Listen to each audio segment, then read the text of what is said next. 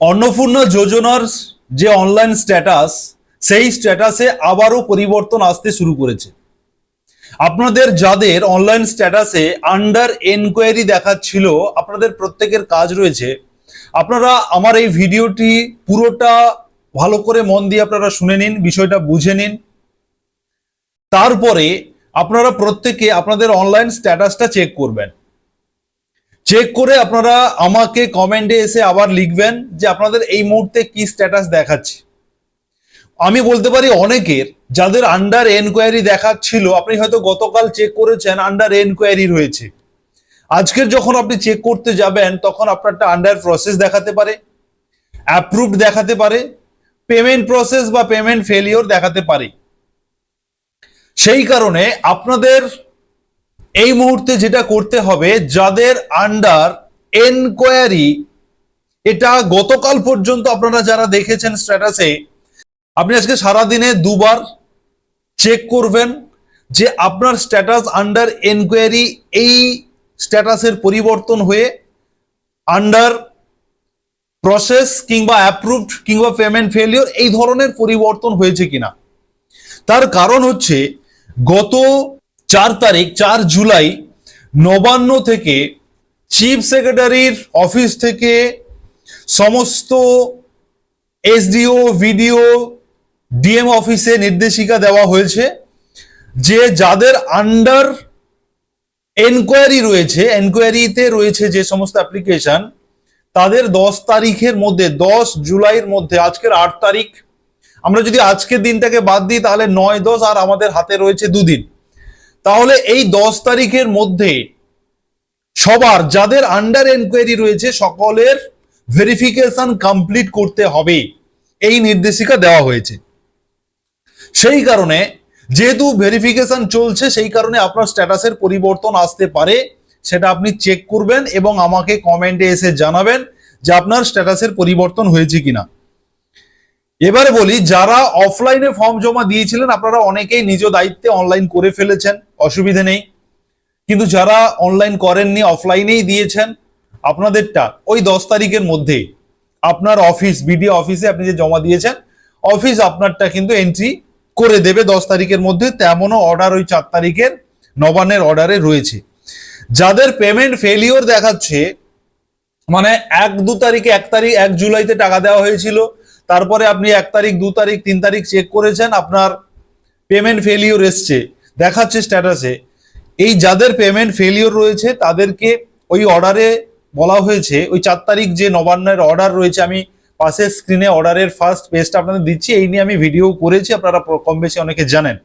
সেই অর্ডারে উল্লেখ রয়েছে প্রত্যেকটি ব্যাংকে, জেলা শাসক থেকে, এসডিও থেকে, বিডিও থেকে, প্রত্যেক ব্যাংকে, এলাকার প্রত্যেক ভিডিওর আন্ডারে যে ব্যাংকগুলো রয়েছে প্রত্যেক ব্যাংকে ভিডিও থেকে নির্দেশিকা দেওয়ার কথা বা অনুরোধ করার কথা বলা হয়েছে। অনুরোধ করতে বলা হয়েছে যে আপনাদের যে সমস্ত কাস্টমার বা গ্রাহকদের পেমেন্ট ফেলিওর হয়েছে, তাদের ব্যাংকিং কোনো প্রবলেম রয়েছে কিনা সেটা যাতে ব্যাংকগুলো দেখে, সেই নির্দেশিকাও যাতে দেওয়া হয়, সেই কথাও কিন্তু এই নির্দেশিকায় বলা হয়েছে।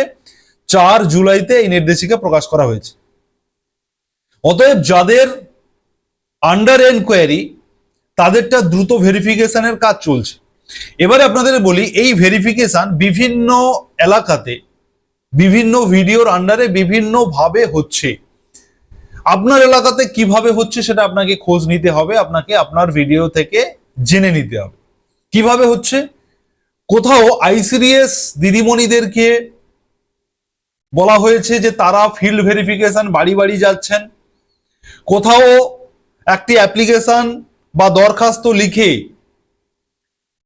অন্নপূর্ণা ভান্ডারের জন্য আবেদনকারী যতজন উপভোক্তা আপনার ফ্যামিলিতে রয়েছে, ততজন উপভোক্তার ডকুমেন্ট দিয়ে Aadhaar card, Khadyasathi card, voter ID card এবং আপনি যে অনলাইন করেছিলেন সেই অনলাইন আইডিটা ওই অ্যাপ্লিকেশনে লিখে বা দরখাস্ততে লিখে আইসিডিএস দিদিমণিকে জমা দিতে হচ্ছে, পঞ্চায়েতে জমা দিতে হচ্ছে, ভিডিও অফিসে জমা দিতে হচ্ছে। কোথাও ফোনের মাধ্যমে ভেরিফিকেশন করা হচ্ছে, ভিডিও থেকে বা পঞ্চায়েত অফিস থেকে আপনাকে ফোন করা হচ্ছে, ফোন করে আপনার কিছু তথ্য জানা হচ্ছে। কোথাও পঞ্চায়েতের কর্মী বা অফিসারদের পাঠানো হচ্ছে বাড়ি বাড়ি, বা কোথাও ক্যাম্প করে বিভিন্নভাবে বিভিন্ন জায়গাতে 10 তারিখের মধ্যে যাতে আপনাদের ভেরিফিকেশনটা করা যায়, সেই কারণে সেই উদ্দেশ্যে বিভিন্ন ভিডিওর আন্ডারে বিভিন্নভাবে এই ভেরিফিকেশন প্রসিডিওর চলছে। সেই কারণে আপনার এলাকাতে কিভাবে চলছে সেটা আপনি খোঁজ নিয়ে জেনে নিন।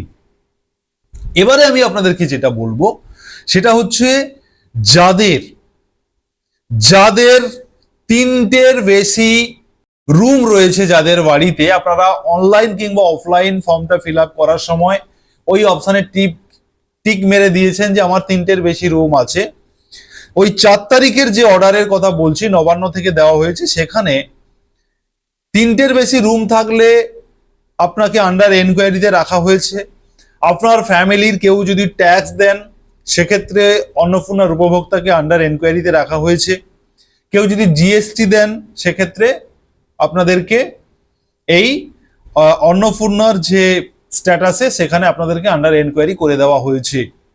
তবে আমরা বলতে পারি প্রথমে যখন অন্নপূর্ণার ক্রাইটেরিয়া নোটিফিকেশনের আকারে প্রকাশ করা হয় সেখানে কিন্তু তিনটে রুম থাকলে পাবে না এমন কথা কিন্তু বলা ছিল না, বা ফ্যামিলির কেউ যদি ট্যাক্স দেয় সেক্ষেত্রে পাবে না এমন বলা ছিল না। বলা ছিল যিনি উপভোক্তা তিনি যেন ট্যাক্স না দেন, ফ্যামিলির কে দিচ্ছে সেটা বড় কথা নয়, তিনি যেন ট্যাক্স না দেন, তিনি যেন সরকারি স্থায়ী পদে কোনো চাকরি না করে থাকেন, তিনি যেন জিএসটি না দেন, এই সমস্ত কিন্তু উল্লেখ ছিল প্রথমে।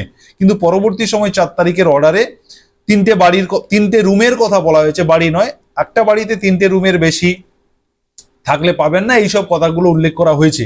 তবে এই বিষয়ে উল্লেখ করা হয়েছে, তবে এই বিষয়ে আলটিমেটলি কি হবে, কি হতে চলেছে আগামী দিনে, এগুলো কতটা মানে গ্রহণযোগ্যতা পাবে এই ক্রাইটেরিয়াগুলো, সেটা নিয়ে এই মুহূর্তে কিন্তু একটা কনফিউশন রয়েছে। সেটা আপনাদেরকে অপেক্ষা করতে হবে, আমরা দেখব আগামী দিনে কি হয়। যারা বাদ যাচ্ছেন তাদেরকে এই নতুন যে ক্রাইটেরিয়া তিনটে রুমের বেশি থাকলে বাদ যাবেন, বাড়ির কেউ ট্যাক্স দিলে অন্নপূর্ণার উপভোক্তা বাদ যাবেন, বাড়ির কেউ জিএসটি দিলে অন্নপূর্ণার উপভোক্তা বাদ যাবেন, এইগুলো কতটা কার্যকরী হচ্ছে সেটা আমরা পরবর্তী সময় জানতে পারবো। আপাতত 4 তারিখের অর্ডারে এই কথাগুলো কিন্তু উল্লেখ রয়েছে। সেই কারণে আপনাদের এখন যেটা কাজ হবে, আপনি এই ভিডিওটা কমপ্লিট করার পরে পুরো বিষয়টা জানতে পারলেন এই মুহূর্তে অন্নপূর্ণার আপডেট কি রয়েছে। আগামী 10 তারিখ পর্যন্ত ভেরিফিকেশন চলছে, তারপরে আপনাদের স্ট্যাটাসে ধীরে ধীরে পরিবর্তন চলে আসবে।